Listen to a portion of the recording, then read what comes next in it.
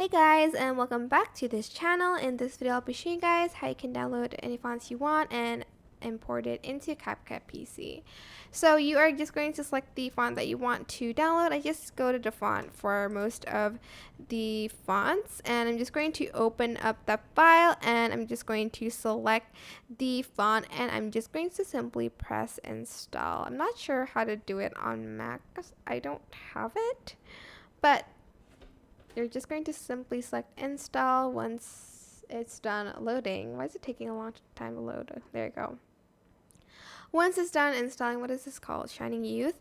You're just going to open and close CapCut. Don't worry about your project because it will, it will not be deleted. So just close it and then open it again. If you already have it opened, but if you don't have it opened, you don't have to.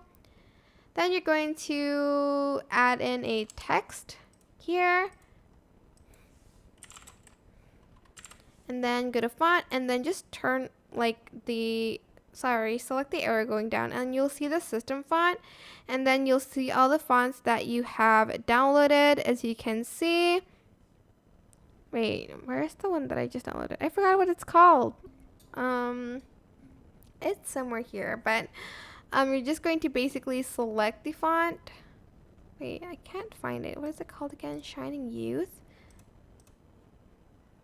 It's supposed to be under system font because it's a system font. If you can't find it, just search the S. Okay, there it is. Shining Youth. And ta-da! That is basically it. Super simple.